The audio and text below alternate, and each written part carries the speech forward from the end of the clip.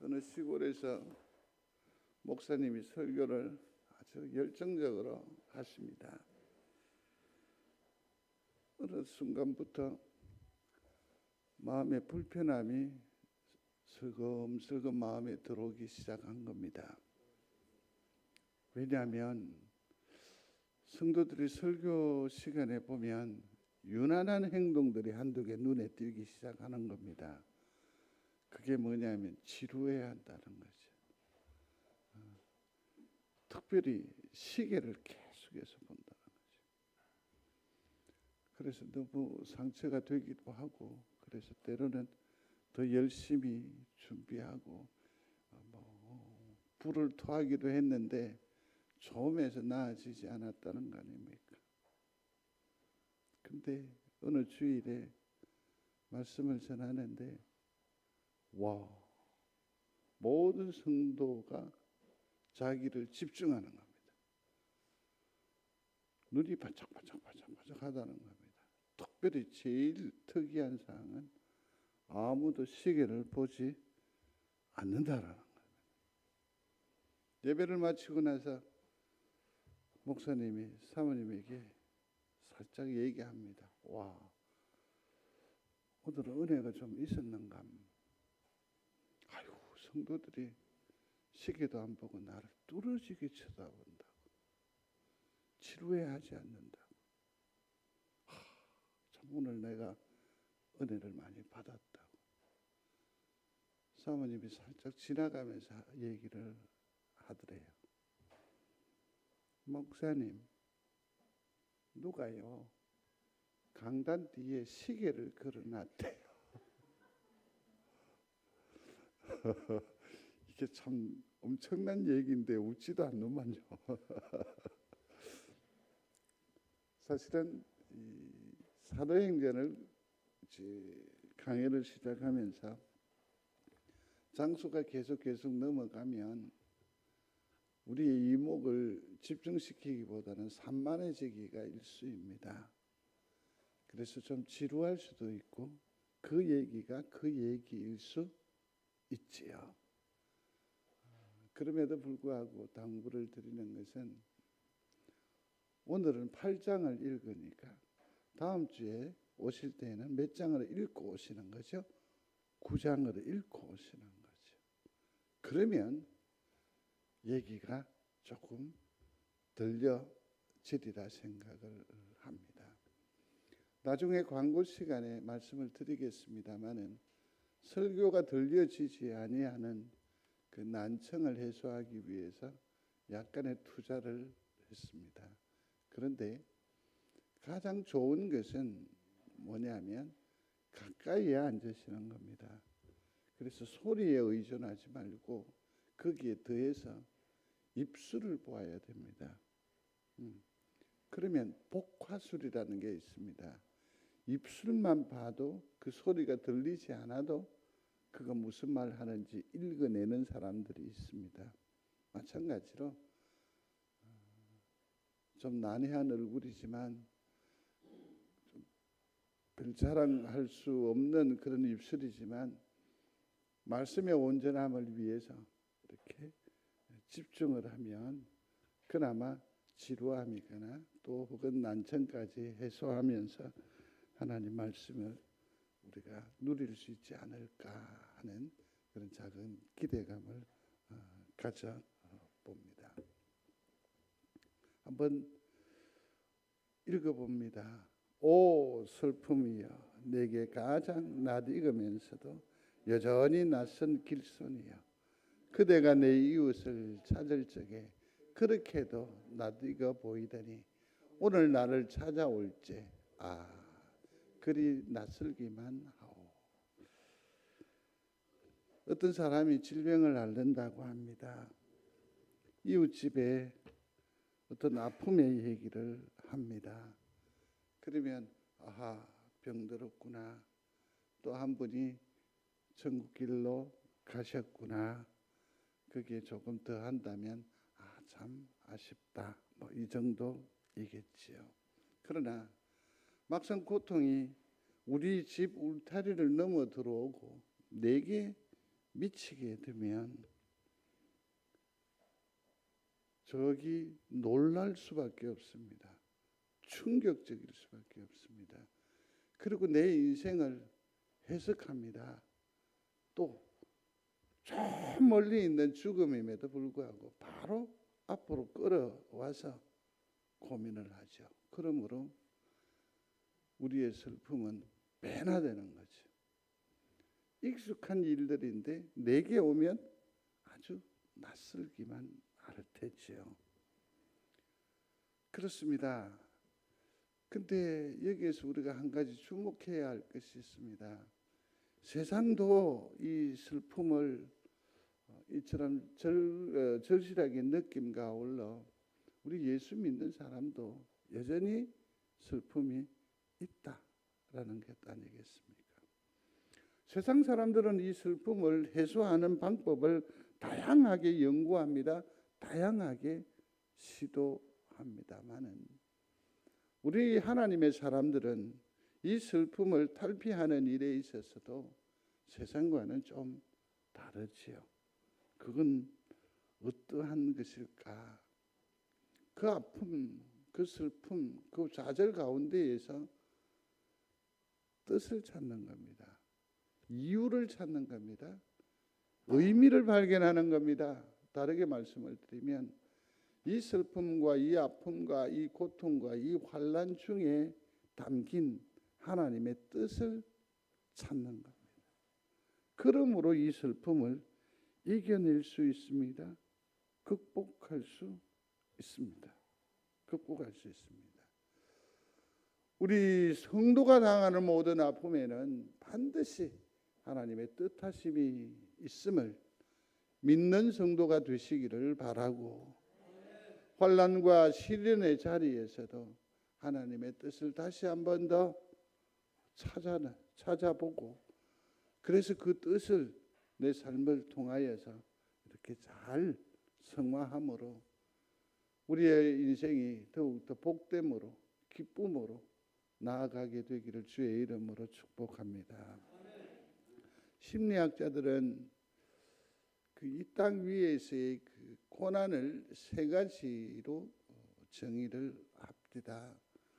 그 하나는 죽음이라는 것이고, 또 하나는 이별이라는 것이고, 또 더 나아가서 고독이라는 것 아니겠습니까? 죽음과 이별과 이 고독은 우리가 이 땅의 삶을 이루어 사는 날 동안에 가장 견디기 어려운 그런 슬픔의 한 유형들이라고 말하고 있습니다. 출가하는 딸을 이렇게 보내는 그 심사, 이번 주에 저희 손녀가 한 달 가까이 있다가 이제 가야 되며, 그래 이제 보내놓고 돌아오는데 아이씨 제가 삼아보고 그랬습니다. 아이씨, 멍해지는 게 이 사나이 폼 사납게 쭉 이렇게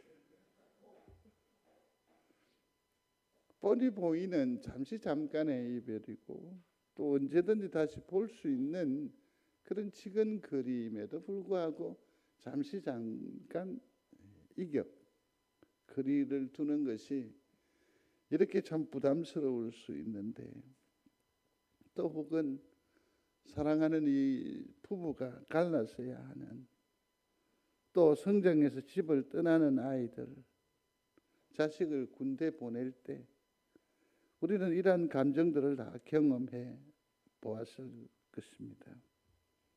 뉴욕에서 신문 기사가 났다지 않습니까? 나에게 전화를 걸어주시는 분은 10,000원을 드리겠습니다. 참 우리 현대 사회는 수많은 죽음과 수많은 이별과 또 엄청난 고통으로 말미암아서 슬픔에 겨워 있다고 해도 과언이 아닐 것입니다. 성도 여러분, 참 사람들 많지요. 그 많은 사람들 중에서 내가 아는 사람은 극소수라는 것 아시는지요? 그 사람들 내 휴대폰에도 보면 기백 개의 전화번호가 다 있습니다. 그때 태반은 내가 찾아서 전화하지 내게 전화 한 통 하지 않습니다. 그들의 필요에 따라서 잠시 나를 호출할 뿐이지요. 성도 여러분, 풍요 속에 빈곤이라고 군중 속에 우리는 엄청난 고독을 느끼면서 삶을 살아갈 수밖에 없는 것 같습니다. 지난 주간에 전화를 몇 통이나 받으셨습니까? 아무도 전화하지 않습니다. 심지어 목사도 전화 안 옵니다. 죄송합니다. 이 말씀을 준비하면서 한없이 죄송한 마음이 그지없네요. 목사도 한 주간 내내 전화 한 통화 내한테 주지 않았다. 그래서 여러분 더욱더 슬픔이 크지요?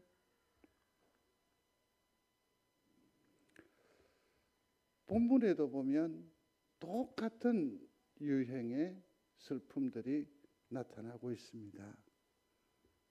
스데반, 우리의 히어로, 영웅이었습니다. 그의 이름이 왕관입니다. 멜류관입니다. 최초의 7 집사 중에 한 사람이었습니다. 우리의 공동체를 받드는 사람이고 수종드는 사람이고 책임지는 사람이고 이끌어가는 하나님의 도구였다라는 것 아니겠습니까? 그런 어떤 그 직임을 초월해서 성경은 뭐라고 말합니까? 은혜와 권능이 충만하여 큰 기사와 표적을 민간에 행하니. 그는 은혜로운 인생을 살았습니다. 그러니 우리에게 얼마나 큰 위로가 되었겠습니까?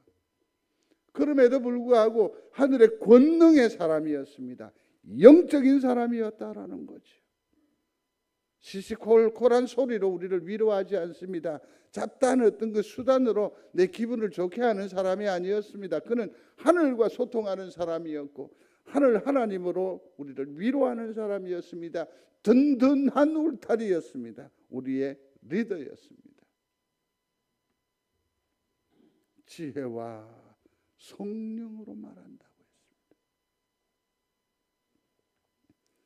이런 지도자가 여러분들의 신앙적 삶에 꼭 있으시기를, 만나는 은혜가 있게 되기를 주의 이름으로 축복합니다. 얼마나 든든할까요? 그런데 그가 행하는 모든 일들을 두고 신성모독이니 율법을 파괴하는 일이라는 등 백성들을 선동해서 밀란을 일으킨다라고 하는 그런 말도 안 되는 억지를 가지고 스데반을 공격합니다. 도전합니다. 그는 죽음에 내몰리게 됩니다. 그런데 그는 죽으면서도 우리에게 엄청난 교훈을 주었더랬습니다. 잘 보세요. 잘 보십시오. 신성모독이며 율법을 파괴하며 우민 선동한다 하는 이 제목이 누구에게 적용된 제목인지 혹 아시겠습니까? 예수 그리스도가 이 제목으로 십자가에 못 박혀 죽으셨습니다. 물론 이 세상의 억지 논리로 말미암아 하나님은 이것을 선으로 바꾸셔서 우리를 구원해 주신 것입니다. 참으로 감사한 일이지요.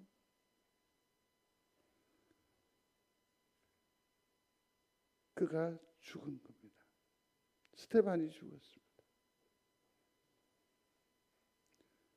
누가 예수님을 우리에게 보여주며 예수님의 그 의미를 해석해 주며 또 이 공동체를 온전히 이끌어 나갈 수 있게 될까요?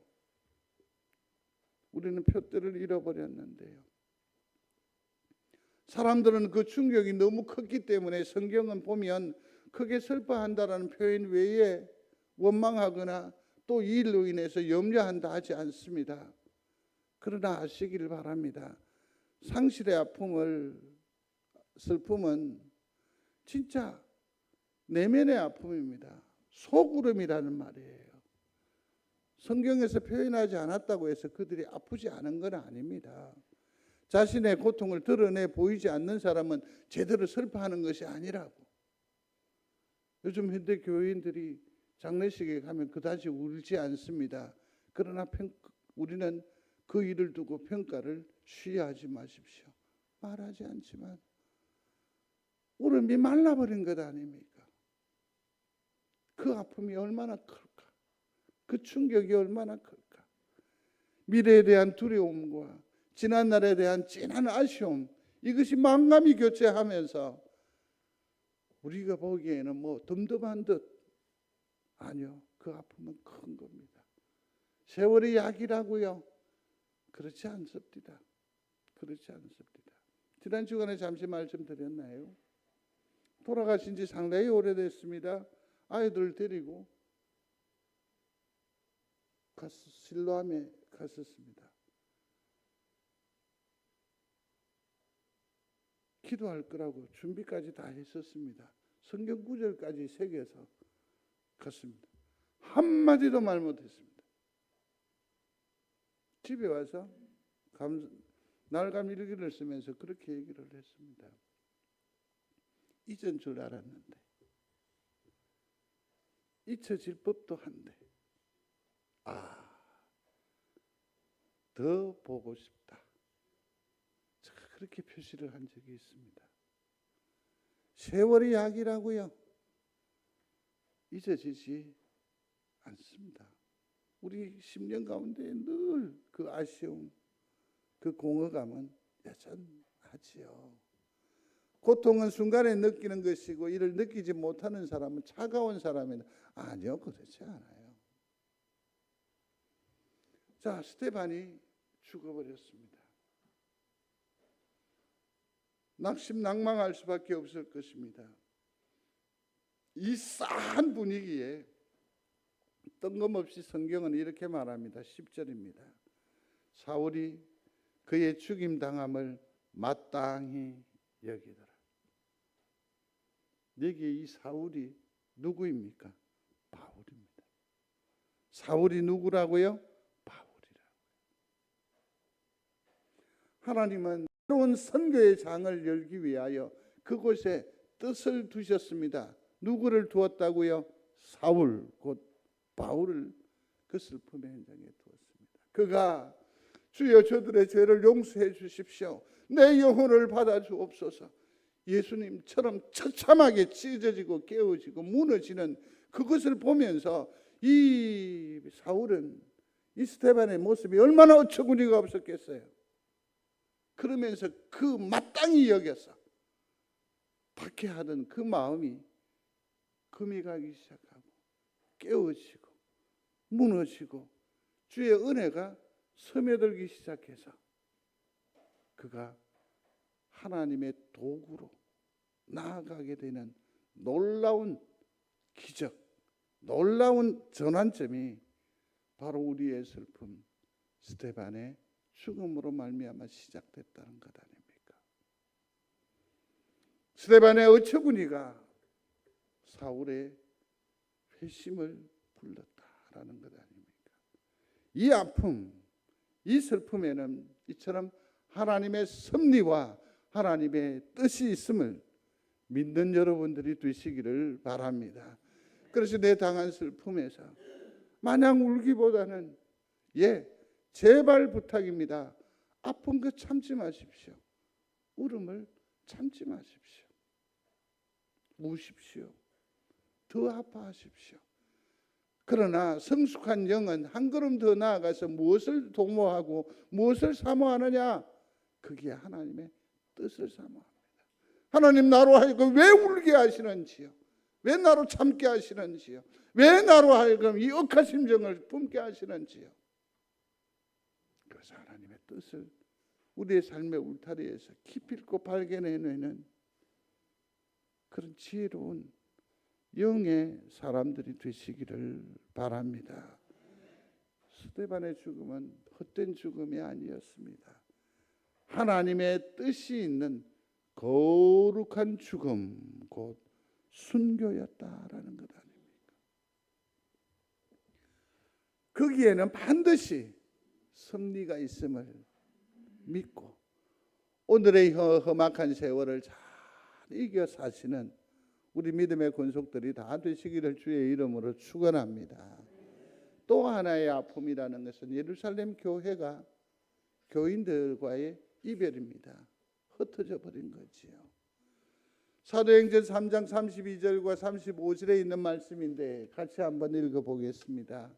믿는 무리 한 마음과 한 뜻이 되어 모든 물건을 서로 통용하고 자기 재물을 조금이라도 자기 것이라고 하는 이가 하나도 없더라. 큰 은혜를 받아 그 중에 가난한 사람이 없으니. 아멘. 뭘 의미합니까? 참으로 그들의 삶이 공공할 수밖에 없지 않았겠습니까? 세월이 변하여 버렸습니다. 율법이나 율례나 우리의 보호 장치는 다 사라져 버렸습니다. 얼마나 낭망하겠습니까? 그러한 와중에 하나님께서 교회를 허락해 주셔서 이곳에서 신분과 상관없이 재산에 많고 적음에 상관없이 권력에 많고 적음에 상관없이 이 무리 속에 속하여 있으면 서로가 서로를 부대낄 수 있고 의지할 수 있고 나누어 먹을 수 있고 소통할 수 있으니 정말 이 교회가 얼마나 큰 위로가 됩니까? 얼마나 큰 안정감이 누릴 수 있었겠습니까? 그런데 이 교회가 환난과 핍박으로 말미암아 무너진 겁니다. 깨어진 겁니다. 그래서 모든 성도들은 같이 봅니다. 그날에 예루살렘에 있는 교회에 큰 핍박이 나서 사도 외에는 다 유대와 사마리아 모든 땅으로 흩어집니다. 얼마나 힘들겠어요. 내 물이 되어 줬던 이 교회가 해체가 돼버리니까 내가 어디 가서 기도하며 어디 가서 내 이 답답한 심사를 기도를 부탁을 드릴 수 있을까요?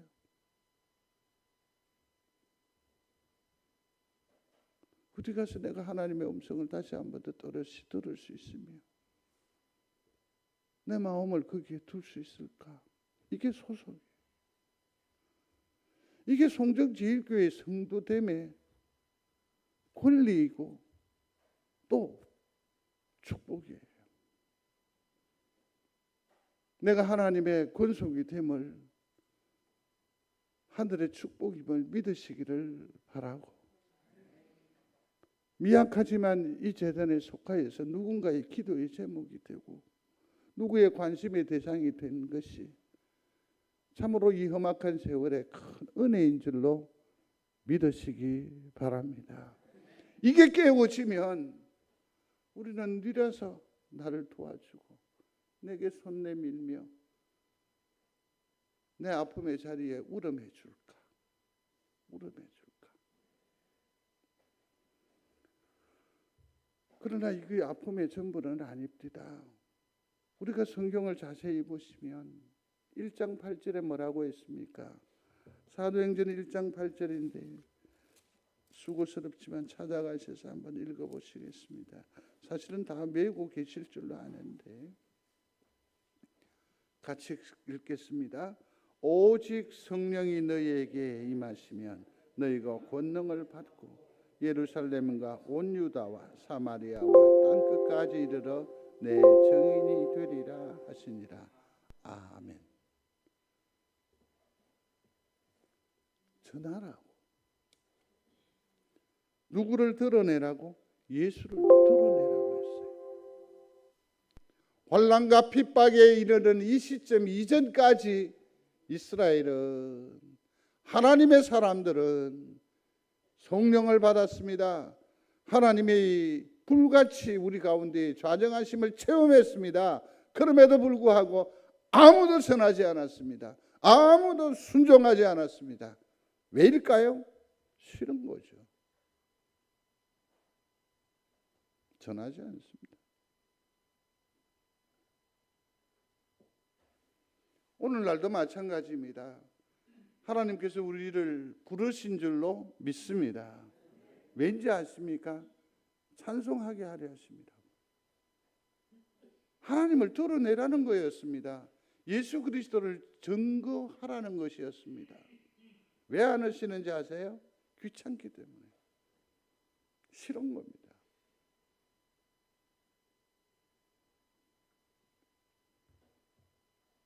그런데 흩어지고 무너지고 깨어진 그 자리에서 놀라운 반전이 일어납니다. 4절에 있는 말씀인데요. 그 흩어진 사람들이 두루 다니며 복음의 말씀을 전할세. 우리가 슬픔을 보지 않으면 얼마나 좋겠습니까? 그렇죠? 그러나 그 슬픔 때문에 우리가 하나님을 찾게 되고 그것을 잘 이겨내므로 내 삶이 구질구질한 삶이 되는 것이 아니고 참으로 찌질한 삶이 되는 것이 아니고 그것을 통해서 복음을 전하는 통로가 된다라는 것 아니겠습니까? 슬픔 이기십시오. 극복하십시오. 그러므로 말미암아 하나님 살아계심을 증거하는 복된 인생을 사시게 되기를 바랍니다. 꿋꿋이 이기십시오. 정신을 차려야 합니다. 아무리 세상이 힘들고 어렵다 손치더라도 가오가 있죠. 우리의 폼이 있죠. 또 하나 고독입니다. 사실은 이 빌립은 참으로 귀한 사역을 이루어 나아가지 않았겠습니까? 그런 말씀을 전했습니다. 사람들이 따라 복음으로 돌아오는 일들이 일어납니다. 그가 그냥 말씀만 전한 것이 아니라 기사를 일으켰다고 했습니다. 기적을 일으켰다고 했습니다. 많은 무리들이 다 주께로 돌아오는 엄청난 역사를 경험했다라는 것 아닙니까? 교회의 중심이 된 거죠. 중심이 된 거죠. 그런데 그 사역이 중단된 겁니다. 앞서 교회가 무너졌으니까. 그 무대가 사라져버린 겁니다. 그 감동을 잃어버린 겁니다. 그 사역을 상실한 겁니다. 그래서 그는 광야로 내몰린 거죠. 광야로.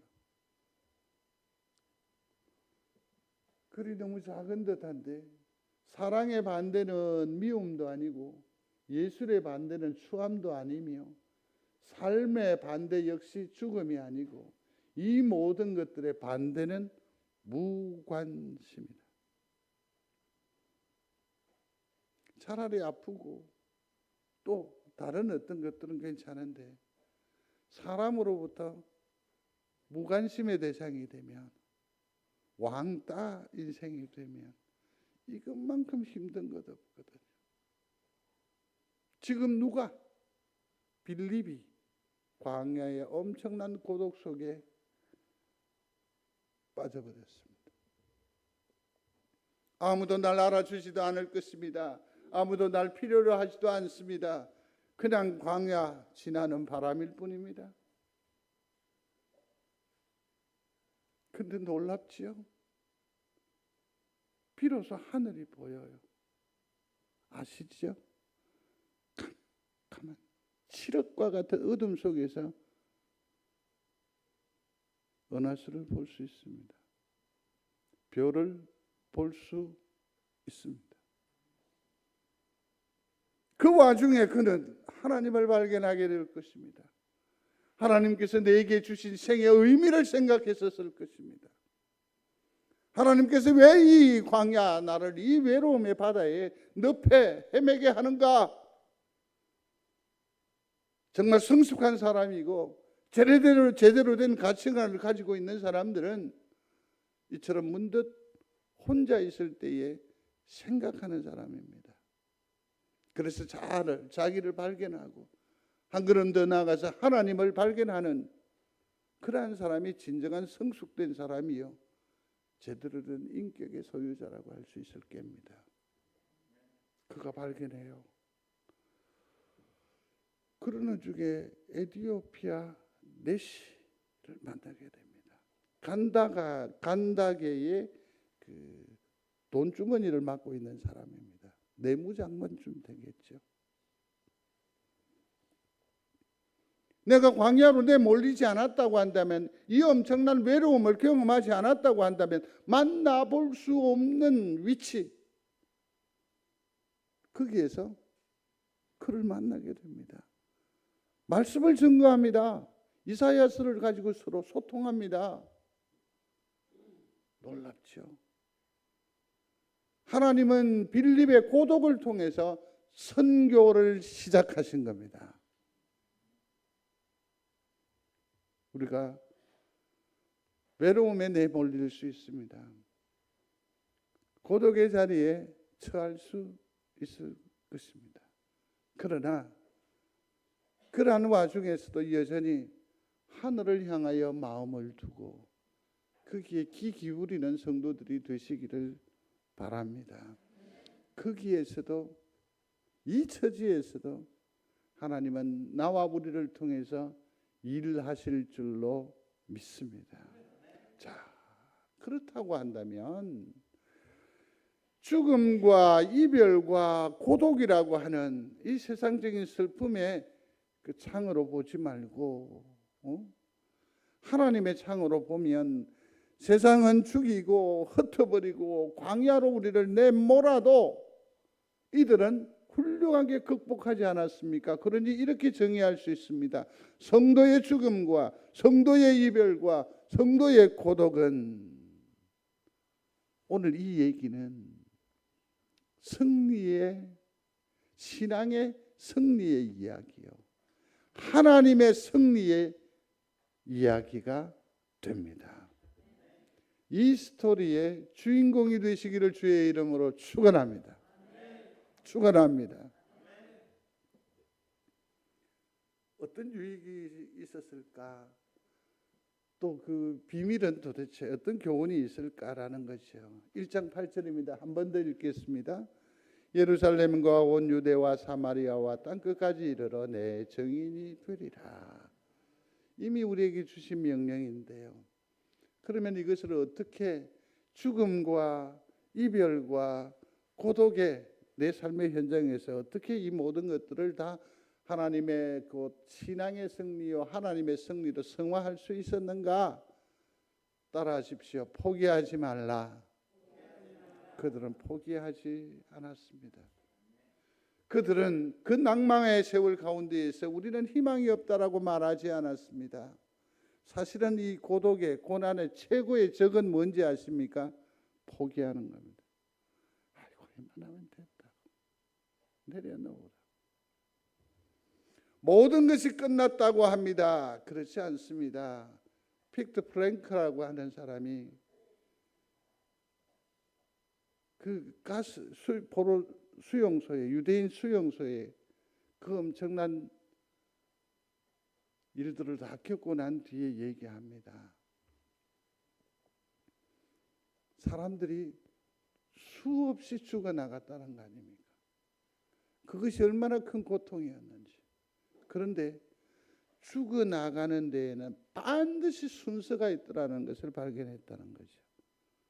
그게 뭘까요? 포기하는 순서로 죽더래요.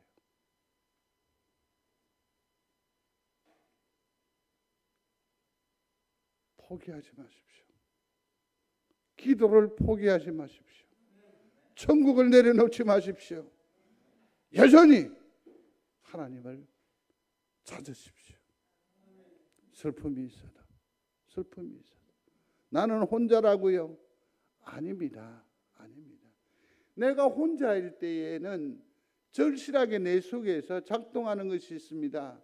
내가 외롭기 때문에, 외롭지 않을 때는 가지지 못했던 심정인데, 내가 외로우니까, 내가 혼자이니까 어떻게 해요? 당연히 어떤 사람을 찾게 되는 거예요. 그래서 교회를 다시 찾게 되는 거죠. 그리고 다시 하나님을 간구하게 되는 거죠. 모든 것이 다 합력하여 선을 이룰 줄로 믿습니다. 포기하지 마십시오. 우리 중에 어느 날 갑자기 닥쳐온 먹구름을 동반하는 폭풍우 앞에서도 포기하려는 유혹을 받은 적이 있을 겁니다. 그러하지요? 잘 버티셨습니다. 그러나 앞으로도 이러한 유혹이 있더라도 결코 포기하지 않는 여러분들이 되시기를 바랍니다. 지금의 이 아픔과 고통은 은혜입니다. 그래서 더욱 사랑하며 살게 하는 거죠. 지금 이것은 하나님께서 나를 조정하는 때임을 믿으시기를 바랍니다. 그래서 우리 가운데 사명을 회복시키시거든요. 지금은요, 섭리입니다. 사울이 바울로 부르심을 입는 것처럼 또 다른 내가 하나님의 존재자로 나아가는 그러한 하나님의 섭리가 이 고통, 아픔 중에 있는 줄로 믿으시기를 바랍니다. 혼자라고요? 아니요. 캄캄한 밤에 우리가 별을 발견하듯이 내 환난과 시련 가운데에 우리는 만나게 될 겁니다. 보게 될 겁니다. 확신하게 될 겁니다. 주 성령께서 아파하는 여러분들과 우리와 함께 하실 줄로 믿습니다. 아픔 이겨내야 합니다. 그들은 고난을 받아들였다라는 것 아닙니까? 요즘에서 유행하는 말 중에 웰빙이라는 말 많이, 음식도 웰빙.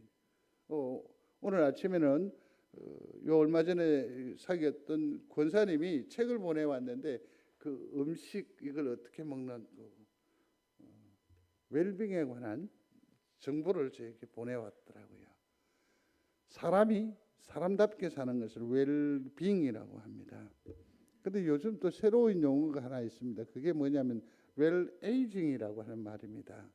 사람이 사람답게 늙는 겁니다. 읽어볼까요? 사람이 사람답게 늙는 것. 자세한 설명을 하지 않겠습니다. 그 다음에 요즘 들어서 뭘 얘기하느냐면 well dying 얘기, 죽는다라는 말인데 잘 죽는 거죠. 사람이 사람답게 잘 죽는 것. 잘 죽는 것. 시드기야 왕이 하나님의 음성을 듣게 됩니다.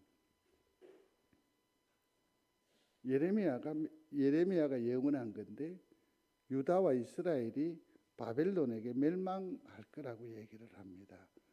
그러면서 희망적인 메시지를 탁 주는데 그게 뭐 희망인지 잘 모르겠지만 그걸 뭐라고 하느냐면 너는 죽되 평안히 죽을 것이요.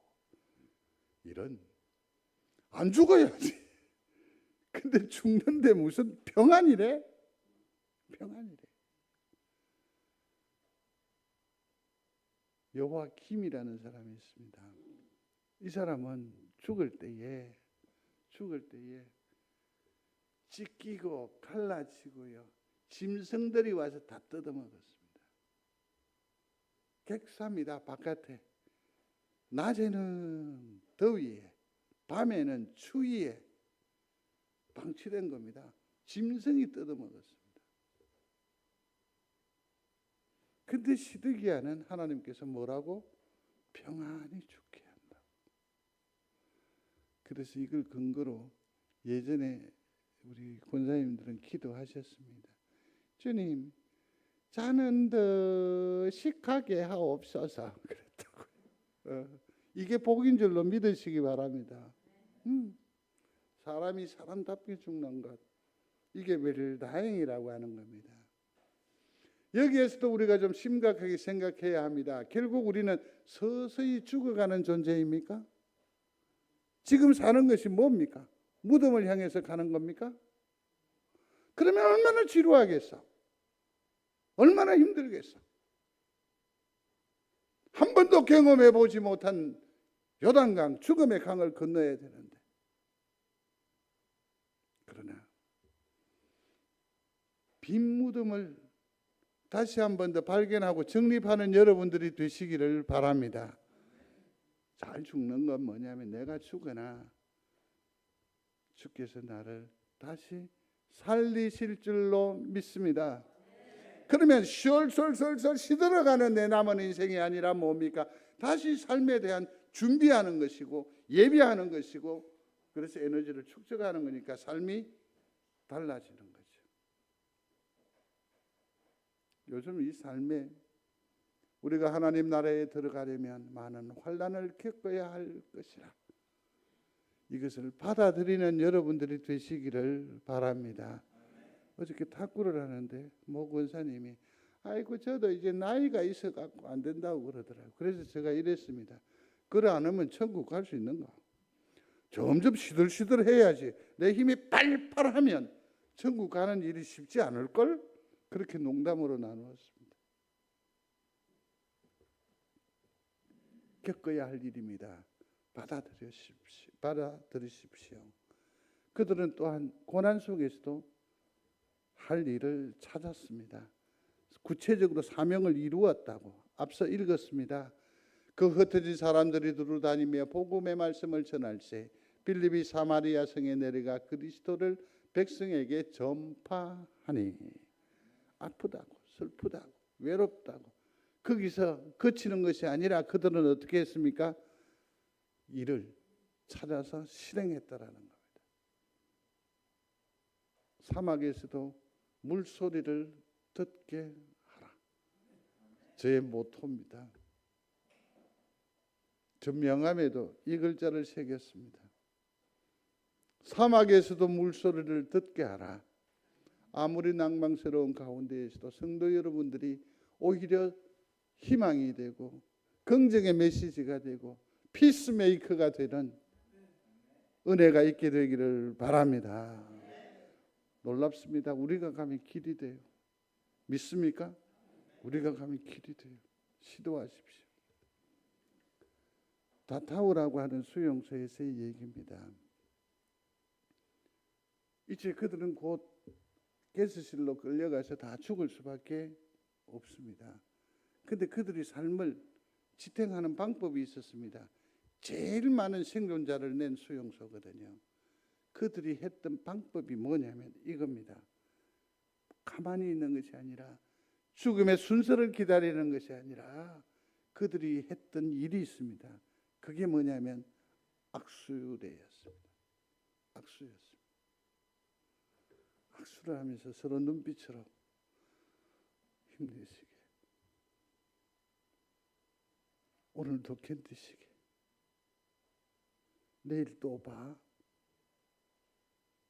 이게 그들의 예배였다는 겁니다.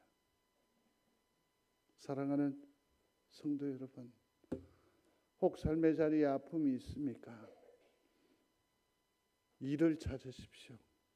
우리의 일은 거창한 것이 아닙니다. 예배의 생명을 거십시오. 이게 우리의 일이고 승리하고 슬픔과 외로움과 죽음마저도 초월하는 결정적인 열쇠가 될 줄로 믿습니다. 말씀을 맺겠습니다. 고통의 의미는 결국 이런 것이네요. 아파하되 누구를 찾아라? 하나님을 찾아라. 그 속에 나를 향하신 하나님의 뜻을 찾아라. 고통이란 게 뭡니까? 예수님을 부르라는 겁니다. 예수님의 삶을, 그래서 예수님으로 살라는 겁니다. 오늘 이 얘기는 실패의 얘기가 아니고 눈물의 얘기가 아니고 그러므로 신앙의 승리, 하나님의 승리의 얘기입니다. 이 두 가지를 한 가지로 뭉뚱그려서 내 눈에 눈물이 가득합니다. 내 내일에 대한 미래가 불투명합니다. 그럼에도 불구하고 성경은 우리에게 말합니다. 서로 사랑하며 사시게. 이겁니다. 많이 아픕니까? 그럼에도 불구하고 하나님을 사랑하고 이웃과 이웃을 사랑함으로 기필코 승리하는 우리 믿음의 사람들이 다 되시기를 주의 이름으로 축원합니다.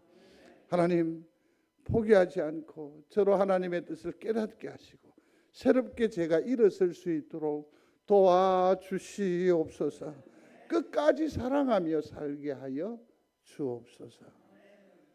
이번 한 주간에 우리 귀한 성도들의 기도가 되기를 바랍니다. 기도하겠습니다. 하나님, 포기하지 않고 저로 하나님의 뜻을 깨닫게 하시고 새롭게 제가 일어날 수 있도록 도와주옵소서.